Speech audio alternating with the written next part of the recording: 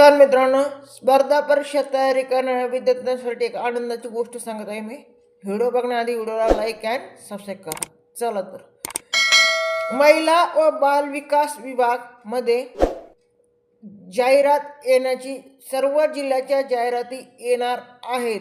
काल पुणे यांची जाहिरात आलेली आहे. त्यामध्ये 17 पदासाठी ही जाहिरात आलेली आहे. परंतु 8 डिसेंबर रोजी ही ऑनलाईन फॉर्म सुरू होणार आहेत. हे फॉर्म ऑनलाईन भरायचे आहेत. तरी स्पर्धा परीक्षा त्यामध्ये कोणतं पद दिलेलं ते नाही दिलेलं, पण सविस्तर जाहिरात ही येईल लवकरच.